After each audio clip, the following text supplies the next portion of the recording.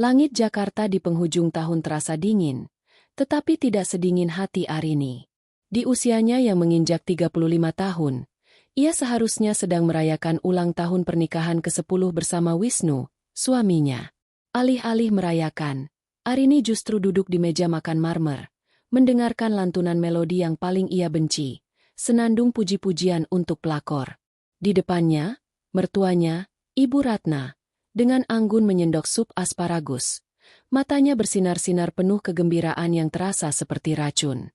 Sejak 3 bulan lalu, sejak Wisnu secara terbuka menyatakan akan menikahi Tania, sekretarisnya yang kini menjadi selingkuhan yang sah di mata hukum dan, yang paling menyakitkan, di mata mertuanya, semua pembicaraan di rumah ini hanya berpusat pada kehebatan Tania.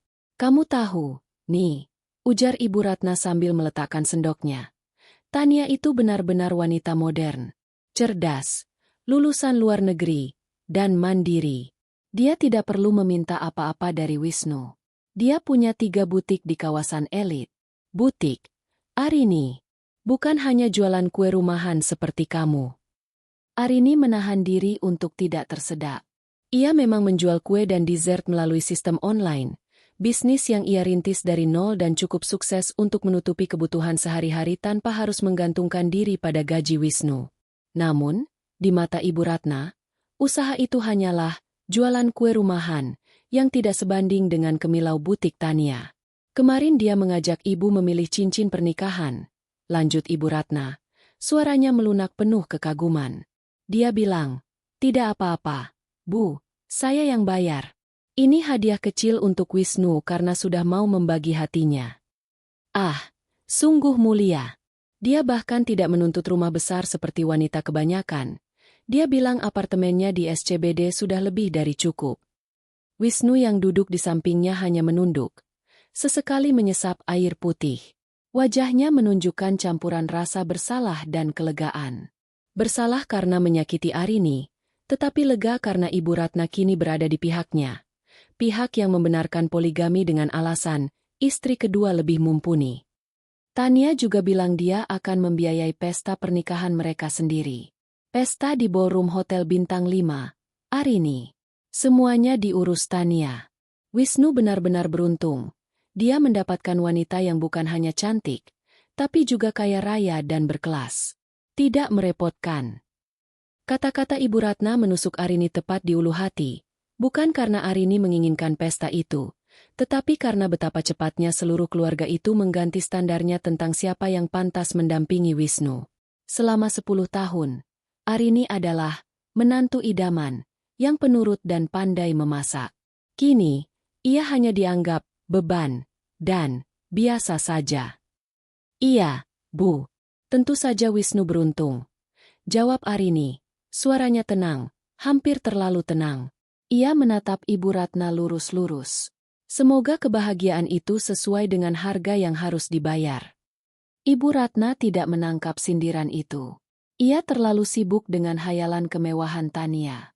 Tentu saja, Tania menjanjikan ibu liburan ke Eropa setelah pernikahan. Dia bahkan sudah mencarikan villa mewah untuk bulan madu mereka di Santorini. Bayangkan, Arini, Santorini. Arini beranjak dari kursi. Kepalanya berdenyut nyeri, bukan karena cemburu, tetapi karena muak dengan sandiwara dan kesombongan palsu yang begitu dipuja-puja. "Aku sudah selesai, Bu. Aku harus mengemas pesanan kue untuk besok pagi," ujar Arini. "Ya, sana, mengurus kue lagi. Setidaknya ada yang kamu kerjakan," balas Ibu Ratna meremehkan.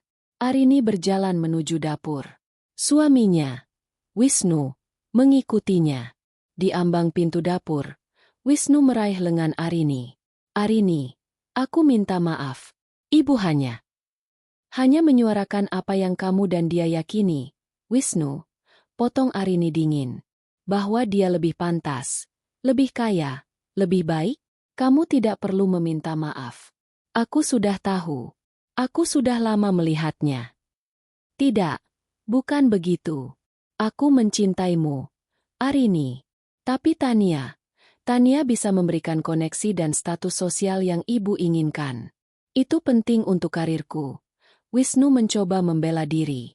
Arini tersenyum pahit. Tentu. Status sosial. Dan status utang. Mungkin. Wisnu menatapnya bingung. Apa maksudmu?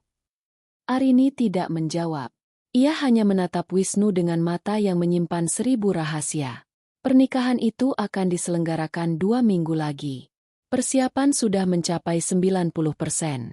Para tamu undangan yang didominasi kolega bisnis Wisnu dan kerabat kaya Ibu Ratna sudah dipastikan akan hadir. Mereka semua akan datang untuk mengagumi pasangan baru yang serasi dan menantu baru yang kaya raya. Arini tahu, jika ia membiarkan pernikahan itu terjadi tanpa perlawanan, ia akan selamanya dicap sebagai istri pertama yang gagal, kalah saing, dan miskin. Ia tidak bisa menerima takdir yang ditulis oleh kesombongan mertua dan ketidaksetiaan suaminya. Malam itu, setelah semua orang tidur, Arini tidak langsung membuat kue. Ia duduk di depan laptop. Ia bukan hanya sekadar ibu rumah tangga penjual kue. Ia adalah wanita yang cerdas dan teliti, sifat yang selalu dianggap remeh oleh Ibu Ratna. Jari-jarinya menari di atas keyboard.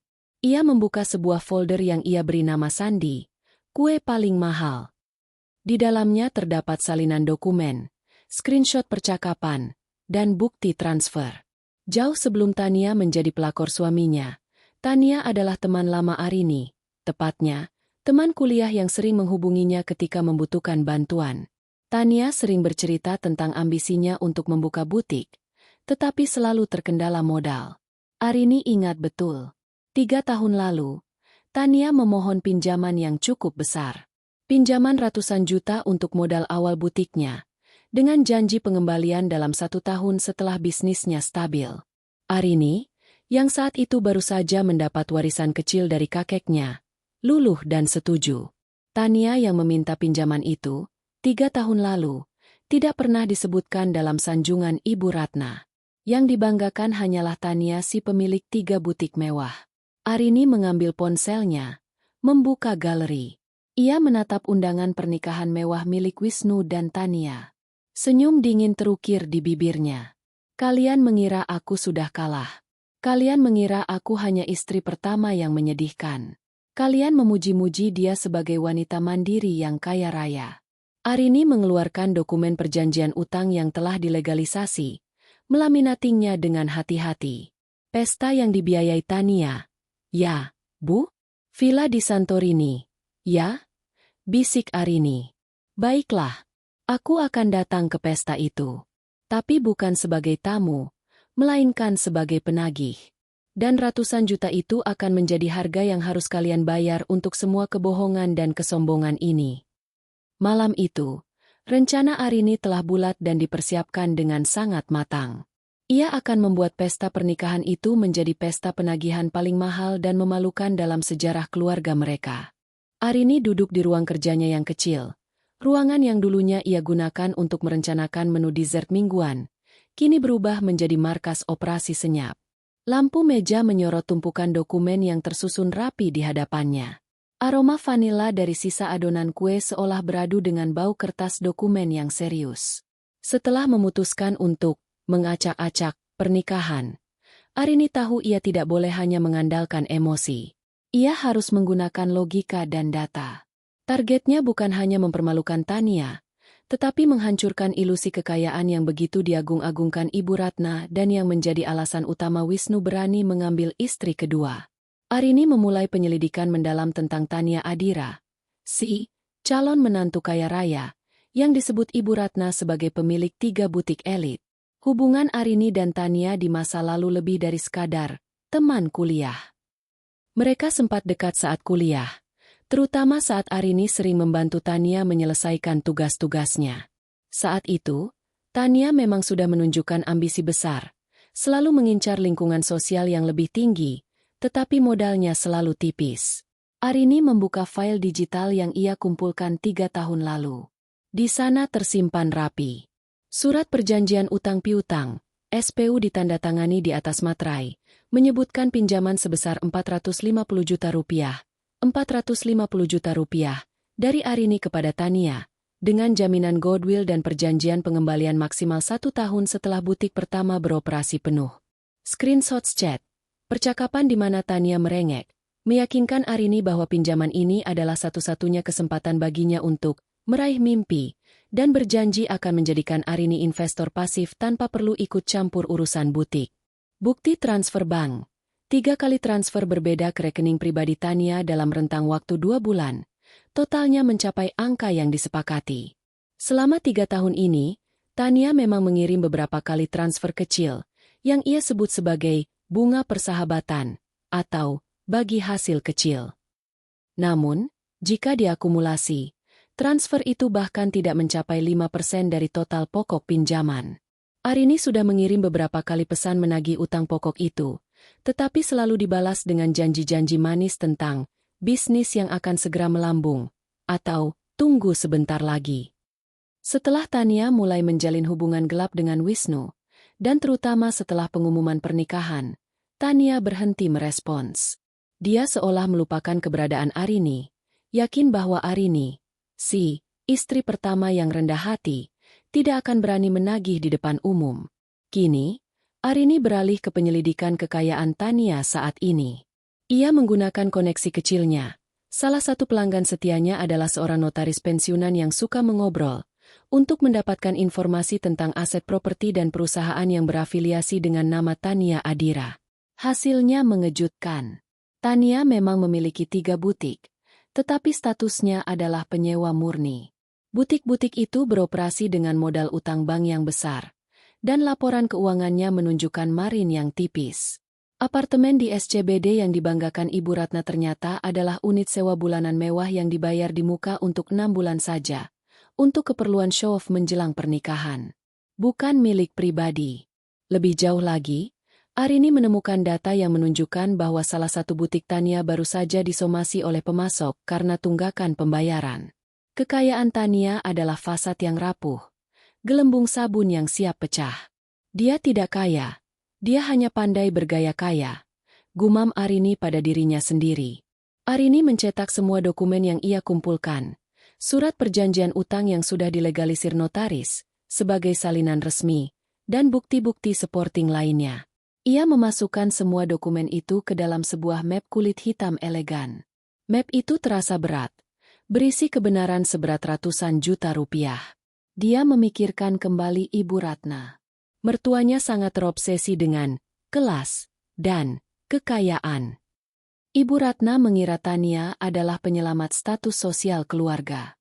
Bayangkan jika ilusi itu runtuh tepat di depan kerabat-kerabat mereka yang selama ini selalu diagung-agungkan oleh Ibu Ratna. Rasa malu itu akan jauh lebih menyakitkan daripada kerugian uang. Arini kemudian menghubungi seorang pengacara spesialis kasus perdata dan utang piutang. Pengacara itu terkejut dengan kasusnya. Penagihan utang di tengah pesta pernikahan.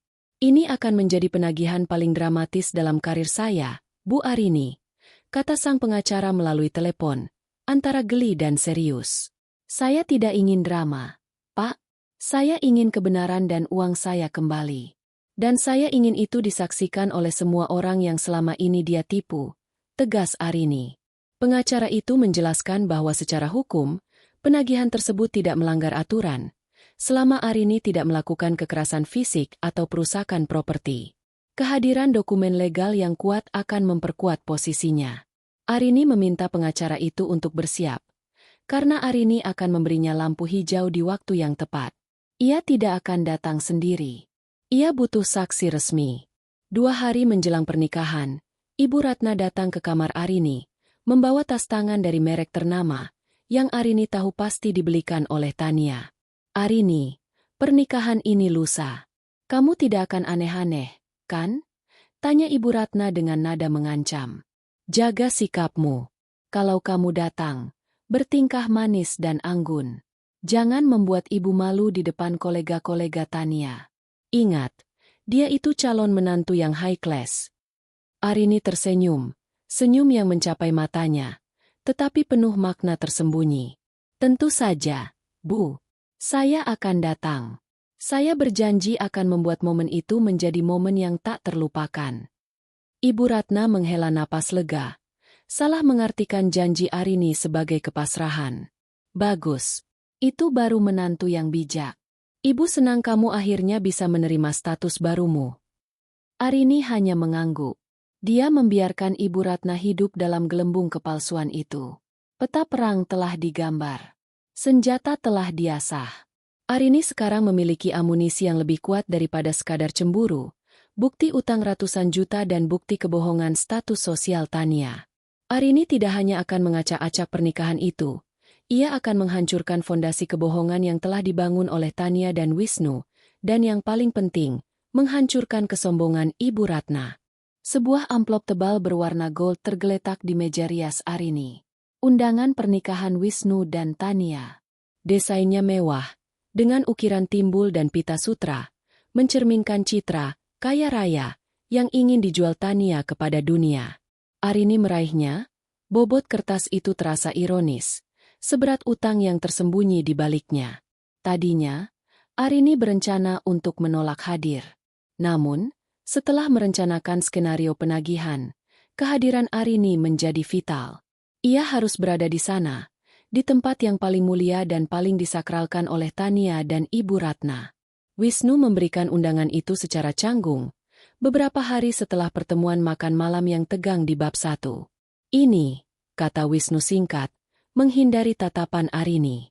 Pernikahannya di Grand Hotel, Ballroom Cendana. Kau tidak perlu datang kalau tidak mau.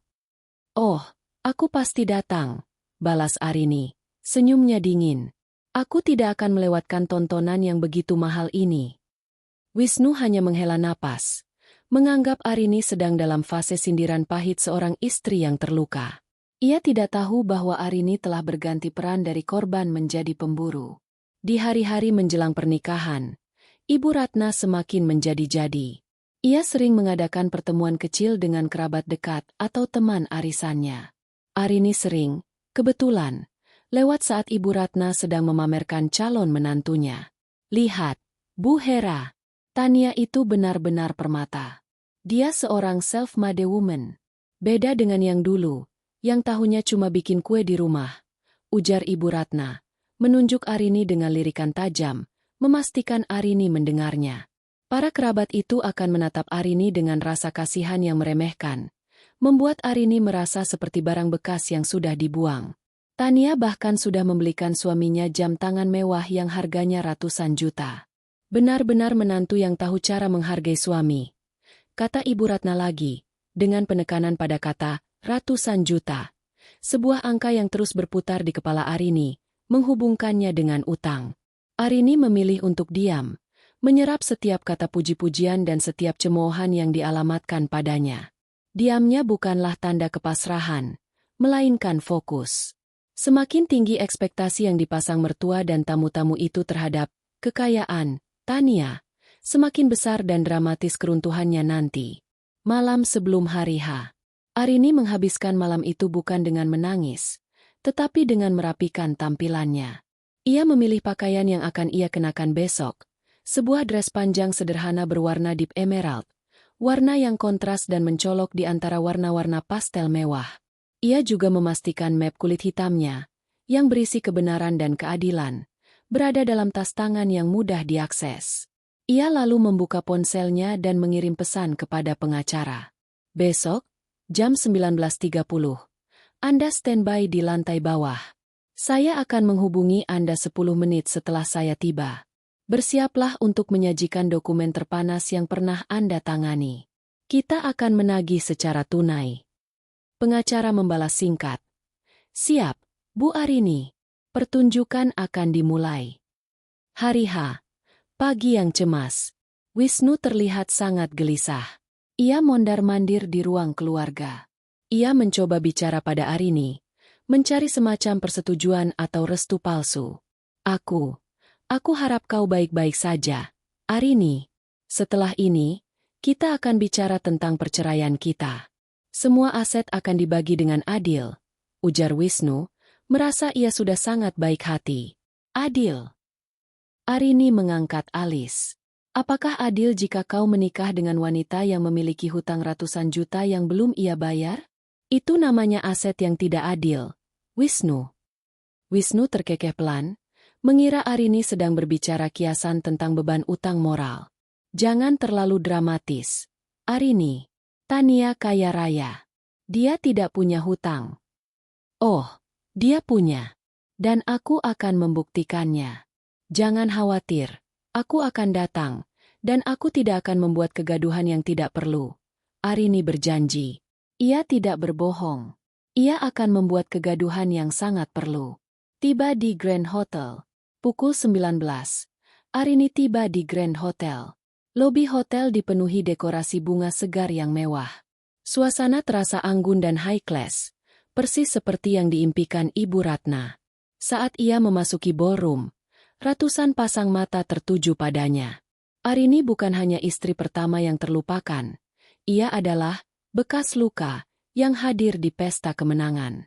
Wisnu dan Ibu Ratna melihatnya dari kejauhan di area penerima tamu. Raut wajah Ibu Ratna seketika berubah masam. Wisnu tampak terkejut, namun segera memasang wajah sok tenang. Beraninya dia datang, desis Ibu Ratna kepada seorang kerabat. Dia ingin merusak momen Tania. Lihat gaunnya, tidak semewah yang lain. Jelas kalah kelas. Arini berjalan lurus, mengabaikan tatapan mata itu. Ia menemukan meja di sudut strategis, tempat ia bisa melihat seluruh ruangan dan, yang terpenting, pelaminan yang didominasi bunga lili dan kristal. Tak lama kemudian, pintu besar terbuka, dan Tania Adira muncul, mengenakan gaun pengantin super mewah yang berkilauan. Sesuai narasi Ibu Ratna, Tania tampak sempurna, anggun, dan penuh percaya diri, sebuah kemewahan yang dibangun di atas kebohongan. Tania melihat Arini. Ada sedikit kilatan kepanikan di matanya, tetapi segera tergantikan oleh senyum sinis kemenangan. Ia yakin, Arini hadir hanya untuk menderita dalam diam. Acara dimulai. Ada pertunjukan musik klasik, sambutan-sambutan formal. Semua berjalan sesuai skenario. Anggun, mewah, dan sangat mahal. Arini menyentuh tas tangannya. Map kulit hitam itu terasa hangat di ujung jarinya. Ini adalah saat yang tepat. Biarkan semua puji-pujian itu mencapai puncaknya. Semakin tinggi mereka memuja Tania, semakin jauh kejatuhannya. Arini mengeluarkan ponsel, mengirim pesan kedua kepada pengacaranya. Masuk sekarang. Pelaminan adalah target utama. Ballroom Cendana adalah panggung kemewahan malam ini. Lampu kristal memantulkan kilauan perhiasan para tamu dan, yang paling utama, gaun pengantin Tania. Gaun itu, yang konon dibeli Tania dari butik desainer Eropa, menjuntai panjang, menciptakan aura ratu yang baru dinobatkan. Arini, di meja sudutnya, tampak kontras.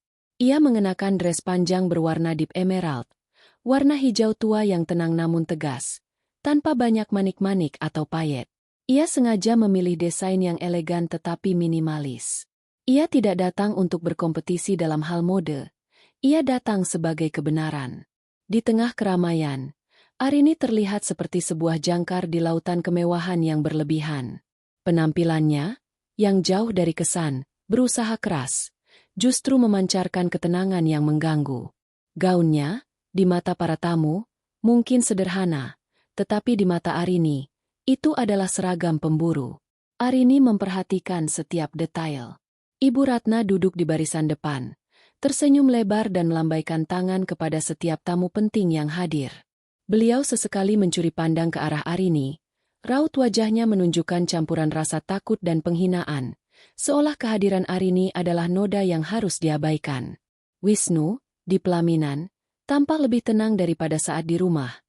Mungkin karena ia merasa terlindungi oleh aura kemewahan Tania dan dukungan ibunya. Ia terlihat percaya diri, seolah poligaminya adalah sebuah pencapaian yang harus dirayakan. Di sampingnya, Tania bersinar. Wajahnya dipoles sempurna. Ia tertawa anggun, menerima pujian dan salam dari para tamu yang bergiliran naik ke pelaminan. Setiap ucapan selamat yang ia terima adalah lapisan tebal dari kepalsuan yang Arini siap kupas. Arini melihat jam tangan kecilnya. Pukul 19.25. 5 menit sebelum waktu yang ia tetapkan. Ia melirik ke arah pintu masuk utama. Seorang pria tinggi dengan setelan rapi, membawa tas kerja kulit, berjalan masuk. Itu adalah Pak Rahmat, pengacara yang ia sewa.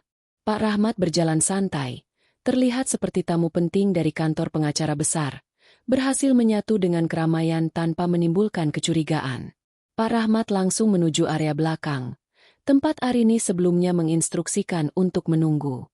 Jantung Arini berdegup, bukan karena takut, melainkan karena antisipasi. Ia tahu, setelah ia melangkah dari kursinya, tidak ada jalan untuk kembali. Keputusan ini akan menghancurkan pernikahannya sepenuhnya, tetapi juga akan membebaskan jiwanya dan, yang paling penting, memulihkan martabatnya. Saat itu, MC acara mengumumkan sesi yang paling ditunggu-tunggu oleh Ibu Ratna, pidato dari Ibu Besan. Ibu Ratna berdiri. Ia berjalan ke podium mini di samping pelaminan. Mikrofon disesuaikan tingginya. Ini adalah momen keemasan Ibu Ratna. Momen untuk mengumumkan kepada seluruh relasi bahwa ia telah mendapatkan menantu yang jauh lebih superior daripada yang lama. Arini menghela napas. Inilah puncaknya. Ia harus menunggu Ibu Ratna menyelesaikan sanjungannya. Semakin manis sanjungan itu, semakin pahit realitanya. Hadirin yang terhormat, suara Ibu Ratna menggema di seluruh ruangan, penuh bangga. Malam ini adalah malam yang membahagiakan. Saya ingin berterima kasih kepada menantu saya, Tania Adira, atas semua yang telah dia berikan kepada keluarga kami. Ibu Ratna menatap Tania dengan mata berbinar. Tania adalah contoh wanita yang sempurna, mandiri, sukses, dan berkelas. Ia telah membuktikan dirinya mampu bukan hanya mendampingi putra saya, tetapi juga meningkatkan standar hidup kami. Ibu Ratna sengaja berhenti sejenak, melirik ke arah Arini, memastikan bahwa pesannya tersampaikan. Bayangkan, pesta mewah ini, semuanya diurus oleh Tania. Kami tidak perlu mengeluarkan biaya sepeser pun. Dia bahkan memberikan hadiah fantastis kepada kami sebagai tanda terima kasih telah merestui pernikahan ini. Kami sungguh beruntung. Ibu Ratna mengakhiri pidatonya dengan senyum sombong yang tak tertahankan. Para tamu bertepuk tangan meriah.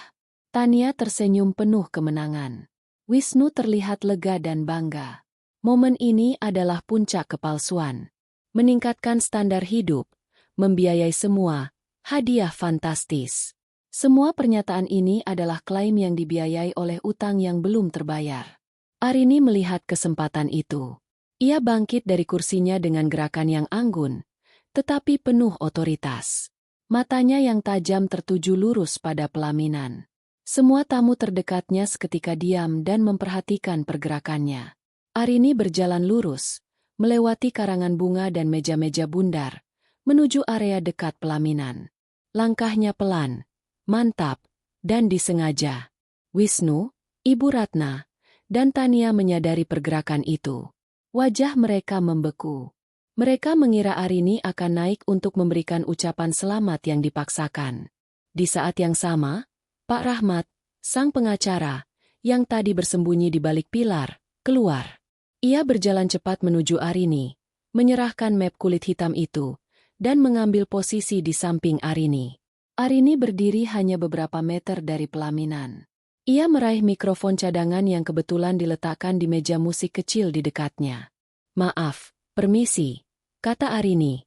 Suaranya tenang, namun didukung oleh sound system yang kuat, memotong keheningan canggung setelah pidato Ibu Ratna.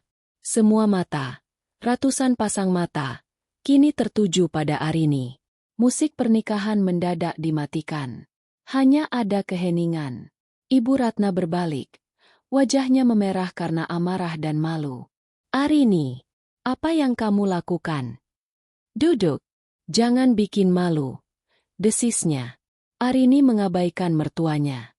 Ia menatap Tania, yang kini wajahnya pucat pasi, seperti gaun pengantinnya. Tania tahu. Ia tahu mengapa Arini ada di sana. Arini mengangkat map hitam itu setinggi bahunya. Lalu dengan senyum tipis, ia mulai berbicara. "Saya tidak akan lama. Saya hanya ingin mengucapkan selamat. Dan selamat datang pada kesempatan yang sempurna ini untuk menagih kewajiban yang sudah lama tertunda." Keheningan di ballroom cendana terasa memekakan telinga. Mikrofon yang dipegang Arini, yang tadinya digunakan untuk memuji-muji, kini beralih fungsi menjadi corong kebenaran yang kejam. Semua mata tertuju padanya, menanti kalimat berikutnya. Tatapan mereka berganti dari cemoohan menjadi rasa penasaran yang haus. Ibu Ratna bergerak cepat, mencoba merebut mikrofon dari tangan Arini, tetapi Arini melangkah mundur dengan cekatan. Pak Rahmat, pengacara Arini, berdiri tegak di sampingnya, memberikan kesan formalitas dan ancaman legal. Arini, ini tidak lucu. Ini acara sakral, teriak Ibu Ratna. Suaranya sedikit pecah karena panik. Wisnu, yang semula hanya terkejut, kini mulai dilanda amarah. Ia turun dari pelaminan. Arini, jangan berbuat ulah. Kita bisa bicarakan ini besok. Arini mengabaikan mereka berdua. Fokusnya hanya pada Tania, sang mempelai wanita yang kini terlihat gemetar di balik veil mewahnya. Saya di sini bukan untuk merusak acara, ujar Arini. Suaranya tetap tenang dan terukur, kontras dengan kekacauan emosional yang ia ciptakan. Saya di sini untuk melengkapi pesta ini. Karena, hadirin sekalian, ada satu hal penting yang belum diungkapkan oleh Ibu Ratna maupun calon pengantin wanita, Tania Adira, mengenai kehebatan dan kekayaan yang mereka banggakan. Arini mengambil jeda, membiarkan kalimatnya menggantung, menambah dramatisasi. Perkenalkan, saya Arini. Dan meskipun sebentar lagi saya hanya akan menjadi mantan istri, saya memiliki status lain di sini yang lebih relevan, kreditur. Kata kreditur itu berdengung, seolah-olah mengganggu alunan musik yang seharusnya diputar. Para tamu, yang sebagian besar adalah pengusaha dan bankir, segera mengerti maksud kata itu. Bisik-bisik yang tadinya berupa gosip kini berubah menjadi spekulasi serius. Tania akhirnya bereaksi. Arini, apa maksudmu? Jangan mengada-ada. Keluar dari sini, teriak Tania, berusaha mempertahankan aura high class-nya yang mulai retak. Mengada-ada. Arini tersenyum sinis. Tania, bukankah kau sendiri yang mengatakan bahwa kau membiayai pernikahan ini, bahwa kau kaya raya, bahwa kau mandiri? Arini menoleh ke arah tamu. Sungguh mengagumkan. Karena setahu saya, kekayaan sejati tidak dibangun di atas utang yang belum dibayar, apalagi utang kepada orang yang kini kau coba singkirkan. Arini menoleh pada Pak Rahmat. Pengacara itu segera membuka map hitam dan menyerahkan dokumen yang sudah dilaminating kepada Arini. Hadirin sekalian, Arini mengangkat dokumen itu tinggi-tinggi. 3 tahun lalu, Tania Adira meminjam uang dari saya untuk modal butiknya yang katanya akan mengubah hidupnya. Jumlahnya tidak main-main. Sebuah pinjaman yang nilainya setara dengan ratusan juta rupiah. Arini menyebutkan angka pasti pinjaman itu dengan lantang. 450 juta rupiah. Suara terengah-engah dan bisikan kejutan meledak di seluruh ruangan. Angka tersebut terlalu besar untuk diabaikan. Ibu Ratna nyaris pingsan. Wajahnya yang tadinya merah karena marah kini berubah putih pasi, menyadari betapa parahnya kesombongan yang baru saja ia tunjukkan di depan semua orang. Itu bohong. Pembohong. Dia berhalusinasi karena cemburu. Tania membantah dengan suara melengking. Ia turun dari pelaminan, berhadapan langsung dengan Arini. Bohong? Benarkah? Tania? Arini menatapnya tajam. Lalu, apakah ini juga bohong? Arini meminta Pak Rahmat memegang mikrofon, sementara ia merobek amplop kecil yang ia bawa. Ia mengeluarkan 3 lembar kertas kecil dan menempelkannya di mikrofon agar semua orang bisa melihatnya sekilas. Itu adalah salinan bukti transfer bank dari rekening Arini ke rekening Tania. Ini adalah transfer tanggal 15 Mei, 20 Mei, dan 29 Mei 3 tahun lalu. Totalnya 450 juta. Untuk modal butikmu, Tania. Butik yang kini kau banggakan dan kau jadikan bukti kekayaanmu. Arini menunjuk ke arah Tania. Air matanya sama sekali tidak ada. Hanya ada kemarahan yang terkendali. Ini juga adalah surat perjanjian utang piutang yang ditandatangani di atas materai. Dengan janji pengembalian maksimal 1 tahun setelah butik beroperasi. 3 tahun berlalu, Tania. Dan bukannya membayar utang, kau malah berencana bulan madu ke Santorini dengan uang yang seharusnya kau bayarkan kepadaku. Kini, bukan hanya tamu yang syok, tetapi juga Wisnu. Ia menatap Tania dengan tatapan penuh keraguan. Selama ini, Tania selalu mengatakan bahwa uang itu adalah miliknya sendiri, hasil jerih payah. Wisnu, kata Arini, beralih pada suaminya. Apakah ini yang kau sebut istri yang mandiri dan tidak merepotkan? Seorang wanita yang membiayai pesta pernikahannya sendiri dengan utang kepada istri sah suaminya. Utang yang sudah 3 tahun menunggak. Wisnu terdiam, malu dan marah, tetapi tidak mampu membantah bukti di tangan Arini. Reputasi karirnya yang ia coba bangun dengan pernikahan ini, kini hancur berkeping-keping. Tania kehilangan kendali. Kau gila, Arini. Kau tidak punya hak melakukan ini. Dia mencoba merebut dokumen dari tangan Arini. Namun, Pak Rahmat menghalanginya. Mohon maaf, Nona Adira. Dokumen ini adalah bukti resmi yang sah di mata hukum. Jika Anda terus menyangkal, kami akan segera mengajukan gugatan perdata pada malam ini juga. Ujar Pak Rahmat dengan suara berwibawa. Arini mengambil kembali mikrofon. Matanya menyapu Ibu Ratna yang kini terduduk lemas di kursinya. Air mata malu mulai membasahi riasan mewahnya. Jadi, Ibu Ratna, kata Arini dengan nada hormat yang menusuk. Inilah menantu kaya raya Anda. Inilah wanita yang meningkatkan standar hidup keluarga kita. Ia meningkatkan standar utang keluarga. Bu, malam ini, saya datang sebagai penagih utang. Dan saya meminta ratusan juta ini dibayar tunai. Sekarang juga, di hadapan semua saksi ini. Atau pernikahan ini saya nyatakan dibatalkan secara sosial sampai hutang lunas. Kekacauan pecah. Para tamu mulai berhamburan, sibuk berbisik, mengambil foto dokumen, atau hanya berusaha menjauhi panggung skandal. Situasi di ballroom cendana berubah drastis dari pesta pernikahan mewah menjadi arena pengadilan publik.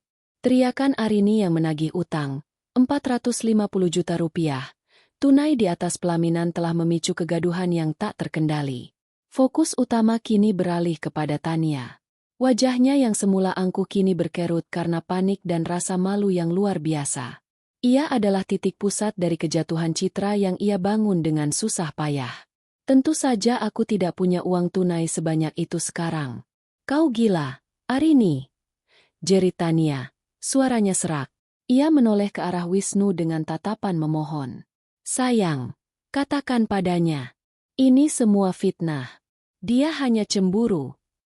Wisnu, yang berdiri antara Tania dan Arini, merasa seperti dihantam ombak besar. Ia melihat bukti transfer di tangan Arini, kemudian melihat wajah Tania yang penuh ketakutan. Ia tahu Arini tidak mungkin berbohong tentang transfer uang. Tania, apa maksudnya ini? Kau bilang semua butikmu berjalan lancar. Kau bilang kau kaya, desak Wisnu. Rasa malu lebih mendominasi daripada amarah. Aku memang kaya, tapi butuh waktu. Aku akan membayar nanti.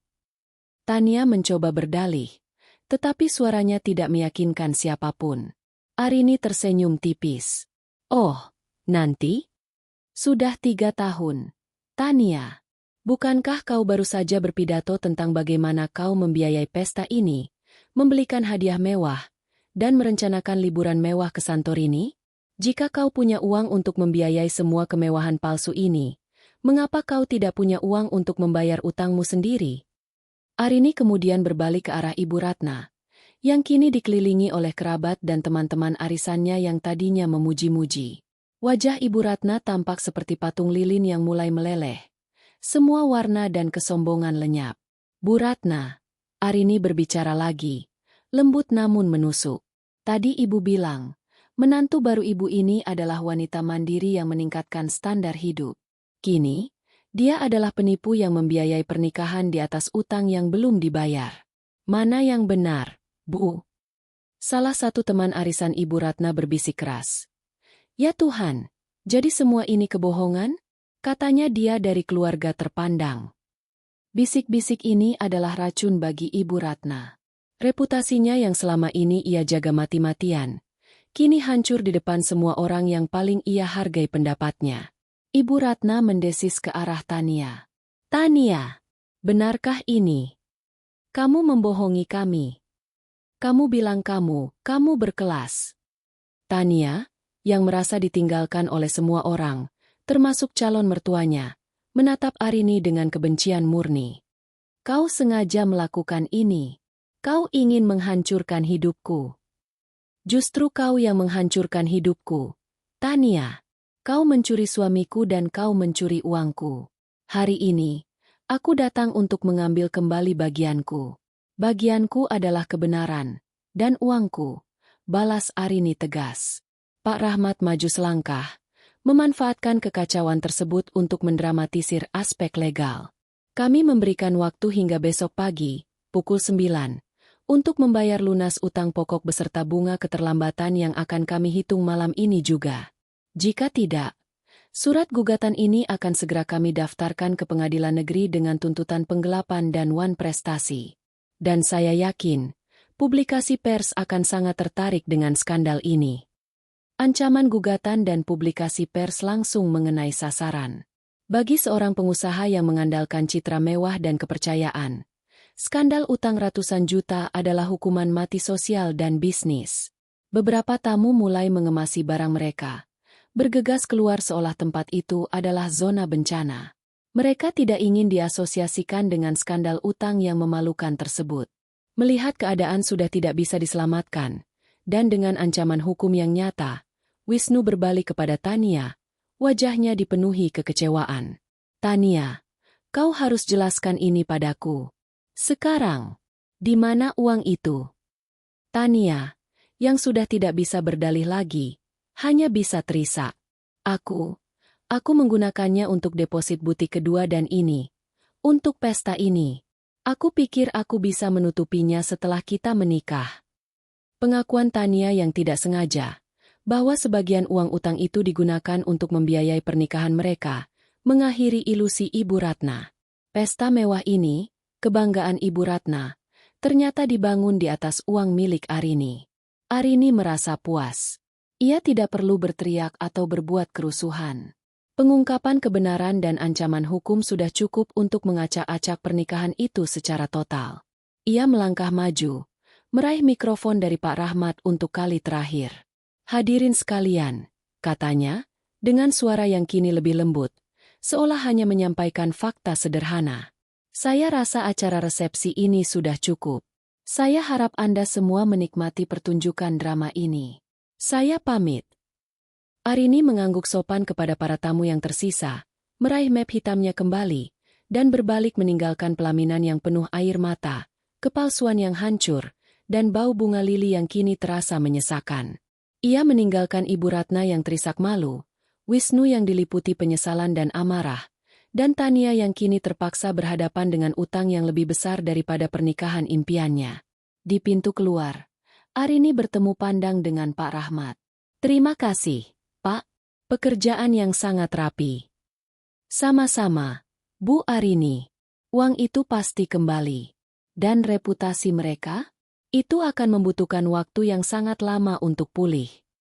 Arini tersenyum, senyum seorang pemenang. Ia telah mendapatkan pengakuan dan kebenaran yang ia cari. Setelah kepergian Arini, ballroom Cendana benar-benar menjadi pusat gempa emosi dan sosial. Kemewahan dekorasi yang mahal kini terasa dingin dan mengejek. Para tamu penting yang tersisa tidak lagi bergosip. Mereka bergerak cepat menuju pintu keluar, tidak ingin terlibat dalam kejatuhan memalukan keluarga tersebut. Fokus bab ini adalah reaksi Ibu Ratna, mertua Arini, yang kesombongannya telah hancur total. Ibu Ratna terhuyung-huyung di kursinya. Wajahnya pucat pasi. Riasan mahal yang tadi dipamerkan kini luntur bersama air mata yang mengalir deras. Ia tidak menangis karena terharu atau sedih, melainkan karena malu. Rasa malu yang akut dan menghancurkan reputasi. Teman-teman arisannya, yang beberapa menit lalu memuji-muji Tania dan meremehkan Arini, kini meninggalkannya dengan tatapan sinis. Salah satu di antaranya bahkan sempat berbisik saat melintas. Katanya high class, ternyata hanya penipu utang. Kamu salah pilih menantu, Ratna. Kalimat itu bagaikan palu godam. Selama ini, Ibu Ratna hidup dalam gelembung ilusi bahwa status sosialnya adalah segalanya, Dan Tania adalah tiket emas untuk meningkatkan status itu. Kini, ilusi itu pecah, dan ia ditinggalkan di puing-puingnya. Aku tidak percaya, lirih Ibu Ratna, menatap Tania dengan mata penuh kebencian. Kamu bohong padaku. Kamu bilang kamu kaya. Kamu bilang semua ini uangmu sendiri. Villa di Santorini, butik, hadiah-hadiah itu semuanya hutang. Tania, yang masih mengenakan gaun pengantin mewah, kini duduk di tangga pelaminan, terisak-isak tanpa martabat. Ia tahu bahwa bukan hanya pernikahannya yang hancur, tetapi juga karir bisnisnya. Ancaman gugatan dari Arini dan publikasi pers bisa membuatnya kehilangan segalanya. Aku minta maaf, Bu, aku sangat ingin diterima. Tania merintih, mencoba memainkan kartu simpati, tetapi Ibu Ratna sudah kehabisan toleransi. Diterima. Kamu mempermalukan nama keluarga kami di depan semua orang. Kamu membuatku terlihat seperti orang bodoh yang silau harta palsu. Ibu Ratna nyaris berteriak. Wisnu, yang berdiri di antara dua wanita yang kini sama-sama membawanya pada kehancuran, merasa putus asa. Ia mendekati ibunya, mencoba menenangkan. Bu, sudahlah. Kita cari solusi. Kita bisa bayar utang itu nanti. Kita urus dulu Tania, kata Wisnu. Bayar? Dengan uang apa, Wisnu? Semua ini sudah dihabiskan untuk sandiwara ini. Ibu Ratna menepis tangan Wisnu. Kamu juga sama bodohnya. Kau menceraikan Arini, wanita yang jelas-jelas menolong Tania, dan memilih wanita yang membohongimu hanya demi status. Kau pikir statusmu akan naik setelah ini? Kau akan jadi bahan tertawaan. Runtuhnya kesombongan Ibu Ratna kini berbalik menjadi tuduhan tajam kepada putranya. Wisnu tersentak. Ia menikahi Tania karena yakin Ibu Ratna benar. Tania adalah investasi yang baik untuk karirnya.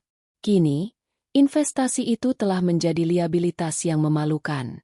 Sementara Ibu Ratna dan Tania saling menyalahkan, beberapa petugas catering mulai membereskan sisa-sisa kemewahan yang tidak tersentuh. Pelayan hotel terlihat canggung, berusaha tidak menatap area pelaminan. Salah seorang kerabat dekat Wisnu, Om Hadi, yang tadinya menaruh hormat tinggi pada Tania, maju ke depan. Om Hadi adalah seorang investor potensial yang Wisnu harapkan akan membantu proyek barunya. Wisnu, ujar Om Hadi, suaranya dingin dan profesional.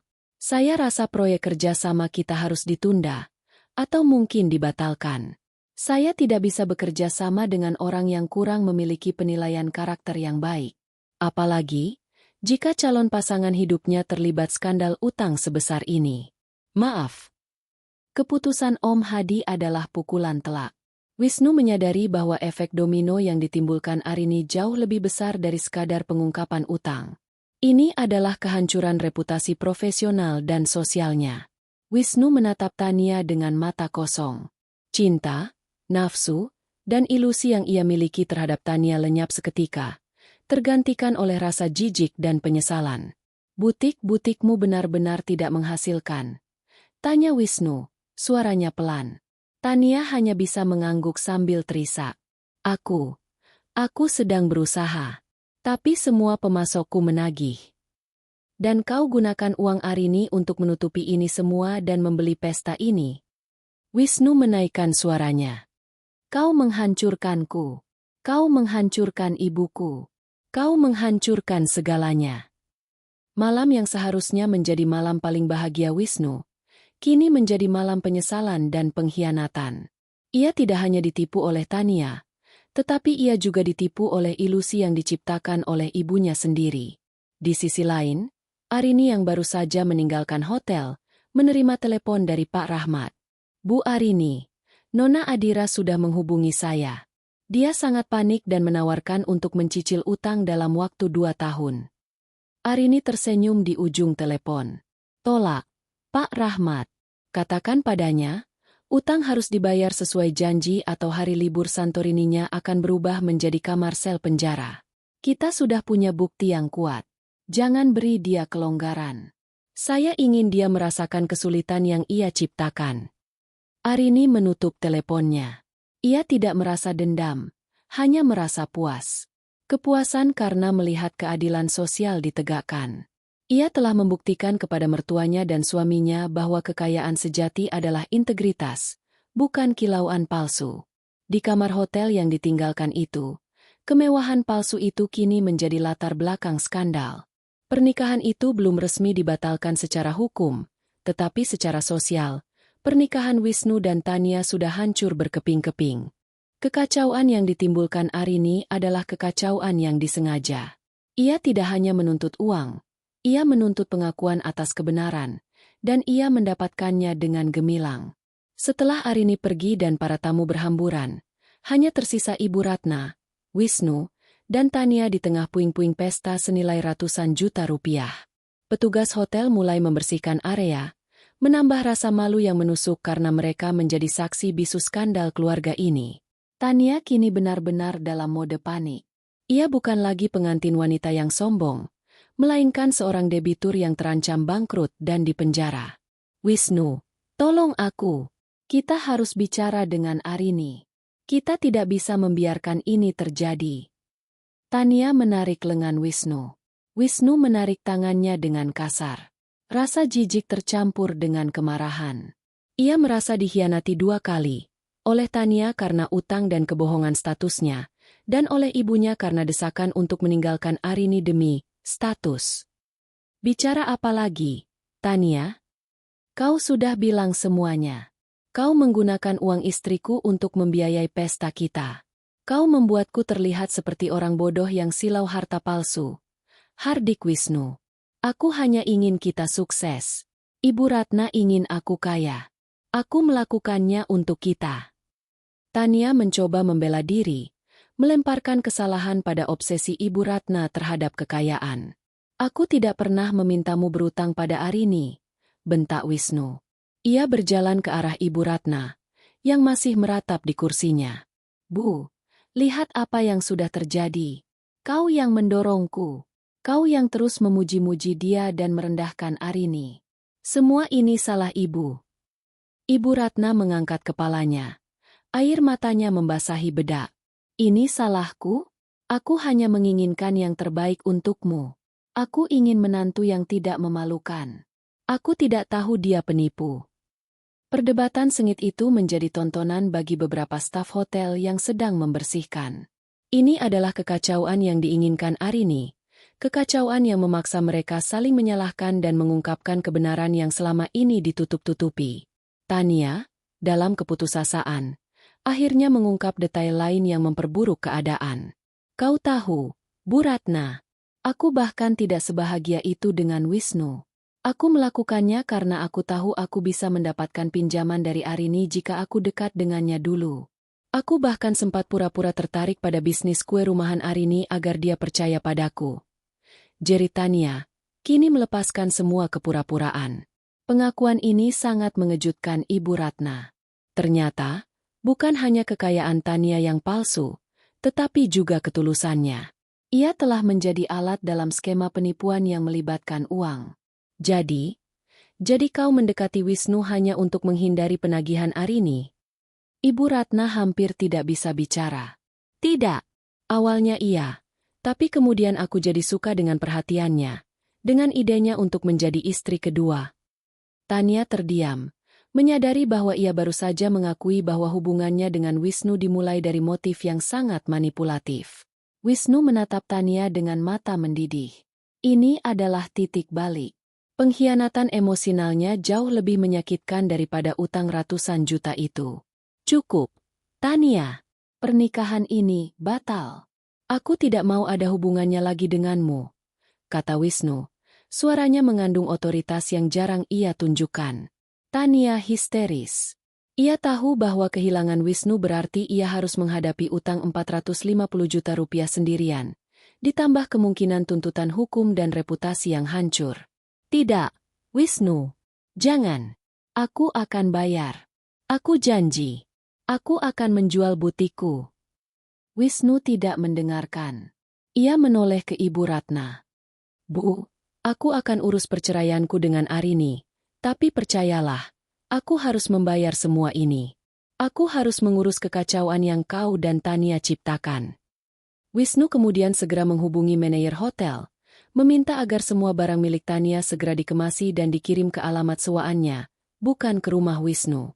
Ia ingin menghapus semua jejak Tania dari hidupnya secepat mungkin. Sementara itu, di sebuah kedai kopi sepi di pinggiran kota, Arini, setelah meninggalkan lokasi dengan kepala tegak, duduk santai sambil menyeruput teh hangat. Ponselnya berdering, menampilkan nomor asing. Halo, Arini, ini Wisnu. Suara Wisnu terdengar lelah, hancur. Ya, ada apa? Apakah sudah ada kabar tentang pembayaran 450 juta rupiah? Tanya Arini, suaranya santai. Wisnu menghela napas panjang. Aku minta maaf. Aku tidak tahu dia berutang padamu. Aku bodoh. Aku minta maaf atas semua yang telah ibu katakan padamu. Permintaan maafmu terlambat. Wisnu. Aku tidak peduli lagi. Jawab Arini jujur. Sekarang fokuslah pada Tania. Ia sudah mengaku menggunakan uang itu untuk membiayai pesta kalian. Arini sengaja menekan kata, pesta kalian, untuk menegaskan keputusannya. Ia telah berhasil mengungkap kebohongan di hadapan publik dan menghancurkan fondasi pernikahan kedua itu. Ini adalah kemenangan harga diri. Aku akan mengurus Tania. Dan kita harus bicara tentang perceraian kita. Aku akan memastikan kau mendapatkan bagianmu. Dan aku minta maaf. Arini, aku benar-benar merusak segalanya. Lirih Wisnu. Ya, kau memang merusak segalanya, Wisnu, jawab Arini. Tapi setidaknya, kehancuran ini membawaku pada kebebasan. Aku tunggu kabar dari pengacaraku besok pagi. Arini mematikan telepon. Ia tidak lagi merasakan kepedihan atau kemarahan. Hanya ada rasa lega yang dingin dan tajam. Misi selesai. Ia telah mengacak-acak pernikahan itu dan memastikan bahwa utang ratusan juta itu akan menjadi warisan paling pahit bagi Wisnu dan Ibu Ratna. Arini melangkah keluar dari kedai kopi. Malam terasa lebih dingin, tetapi udara yang ia hirup terasa segar dan bebas. Ia tidak kembali ke rumah yang masih dihuni Wisnu dan Ibu Ratna. Malam itu, ia menginap di apartemen kecil yang ia sewa diam-diam beberapa minggu lalu, sebagai bagian dari rencana jangka panjangnya. Ia duduk di sofa kecilnya, merefleksikan kembali kejadian di ballroom. Ia tidak menyesal. Perasaan yang ia rasakan bukanlah kegembiraan picik dari balas dendam, melainkan pemulihan harga diri. Selama ini, mertuanya merendahkannya, suaminya mengkhianatinya, dan pelakor itu menipunya. Malam ini, ia telah membalikkan keadaan. Keesokan paginya, berita skandal pernikahan di Grand Hotel mulai menyebar, terutama di kalangan sosialita dan komunitas bisnis tempat Wisnu dan Ibu Ratna bernaung. Meskipun media massa belum mencium baunya, gosip mulut ke mulut jauh lebih efektif. Kisah tentang calon menantu kaya raya yang ternyata berutang ratusan juta kepada istri pertama menyebar seperti api, didukung oleh kesaksian para tamu yang hadir. Ibu Ratna, yang biasanya sangat aktif di grup arisan dan sosialita, memilih untuk mengunci diri di rumah. Ponselnya tidak berhenti berdering, tetapi ia menolak menjawab panggilan manapun. Ia terlalu malu untuk menghadapi tatapan menghakimi. Sementara itu, Arini menerima pesan dari pengacaranya, Pak Rahmat. Pagi, Bu Arini. Nona Adira dan Tuan Wisnu tadi pagi datang ke kantor saya. Mereka terlihat sangat tertekan. Nona Adira telah mengakui seluruh utangnya dan, karena desakan Tuan Wisnu, dia setuju untuk menjual salah satu butiknya yang paling stabil untuk membayar lunas utang pokok dalam waktu maksimal 1 minggu. Arini tersenyum. Utangnya kembali. Dan lebih penting lagi, butik yang menjadi simbol kepalsuan Tania harus dikorbankan. Saya minta Bapak awasi ketat proses penjualannya. Saya tidak mau ada celah, balas Arini. Setelah menyelesaikan urusan utang, Arini memutuskan untuk kembali ke rumah utama. Bukan untuk tinggal, tetapi untuk mengakhiri segalanya dengan tenang dan bermartabat. Ia tiba di rumah pada sore hari. Suasana rumah sunyi, mencekam. Ia menemukan Wisnu duduk di ruang tamu. Wajahnya kuyu, rambutnya acak-acakan. Ibu Ratna tidak terlihat. Arini, kata Wisnu, suaranya pelan. Aku tahu kau datang untuk ini. Aku sudah siapkan draft perceraian. Arini meletakkan tasnya. Ia tidak menunjukkan emosi apapun. Bagus. Aku hanya ingin memastikan hak-hakku terpenuhi. Dan aku tidak butuh rumah ini. Aku akan memberimu setengah dari aset yang kita miliki. Dan saham yang kumiliki di perusahaan itu. Aku tidak butuh belas kasihan, Wisnu. Aku punya bisnisku sendiri. Potong Arini. Aku hanya ingin keadilan dan pembebasan. Aku ingin kehidupanku kembali, tanpa bayang-bayang dirimu, ibumu, atau wanita penipu itu. Wisnu menatap Arini. Ia melihat wanita yang berbeda di depannya. Wanita yang kuat, tegas, dan tidak lagi terintimidasi. Ia merindukan Arini yang dulu, tetapi menyadari bahwa Arini yang dulu adalah Arini yang ia hancurkan. Aku minta maaf telah meremehkanmu. Aku Wisnu. Ibu selalu bilang bisnismu hanya kecil, tidak sebanding dengan Tania. Tapi kau membuktikan dirimu yang sebenarnya. Arini. Kau yang menyelamatkan reputasimu dan kau yang menghancurkan kami. Aku tidak menghancurkan kalian, Wisnu. Kalian menghancurkan diri kalian sendiri dengan kebohongan dan kesombongan. Aku hanya menyalakan lampu agar semua orang bisa melihatnya. Jawab Arini. Saat itu, Ibu Ratna muncul dari kamarnya. Matanya bengkak. Penampilannya lusuh. Ia berjalan ke arah Arini, bukan dengan amarah, tetapi dengan kehancuran total. Arini, panggil Ibu Ratna. Suaranya hampir tak terdengar. Aku minta maaf. Aku salah. Aku dibutakan oleh penampilan luar. Aku membandingkanmu, meremehkanmu. Aku minta maaf atas semua kata-kata jahat yang pernah kukatakan padamu. Permintaan maaf ini tulus, tetapi datang terlambat. Arini hanya menatapnya. Ia tidak merasakan kepuasan dari permintaan maaf itu, tetapi hanya kelegaan. Saya maafkan, Bu. Tapi itu tidak mengubah apapun. Saya harus pergi, kata Arini. Arini kemudian menandatangani draft perjanjian perceraian. Ia mengambil beberapa barang pribadi penting, termasuk laptop, dokumen, dan perhiasan yang ia dapatkan sebelum menikah. Ia tidak mengambil satupun barang yang berbau kemewahan Wisnu. Aku pergi, Wisnu, kata Arini. Kau mau kemana? Tanya Wisnu. Ada nada khawatir yang jujur dalam suaranya. Kemanapun aku mau. Ke tempat di mana aku dihargai apa adanya. Bukan seberapa kayanya penampilanku, jawab Arini. Arini berjalan menuju pintu, tidak menoleh ke belakang. Ia meninggalkan rumah itu, meninggalkan 10 tahun kehidupan yang penuh kepalsuan dan pengkhianatan. Gaun deep emerald yang ia kenakan saat penagihan utang, kini menjadi simbol kekuatan barunya. Ia melangkah keluar, di bawah langit senja yang damai. Pintu keluar yang ia ambil adalah pintu menuju kebebasan, meninggalkan mertua yang syok dan suami yang penuh penyesalan, semua tenggelam dalam utang moral dan finansial. 6 bulan telah berlalu sejak malam yang mengguncang itu. Arini kini tinggal di apartemen barunya yang minimalis namun nyaman, tempat ia fokus sepenuhnya pada bisnis dessertnya. Ia telah mengganti nama usahanya menjadi The Emerald Edge, sebuah pengingat akan ketegasan dan keberanian yang ia temukan saat mengenakan gaun hijau tua di malam resepsi. Arini tidak lagi melihat dirinya sebagai korban. Ia adalah seorang entrepreneur yang ulet dan, yang paling penting, wanita yang jujur. Bisnisnya berkembang pesat, didorong oleh promosi dari mulut ke mulut dan ulasan online yang memuji kualitas dan integritasnya. Nasib keluarga Wisnu dan Tania. Kabar tentang keluarga Wisnu seringkali sampai ke telinga Arini melalui mantan pegawainya atau gosip di komunitas bisnis, tetapi informasi itu tidak lagi menyakitinya, melainkan hanya menegaskan bahwa keadilan telah ditegakkan. Tania Adira.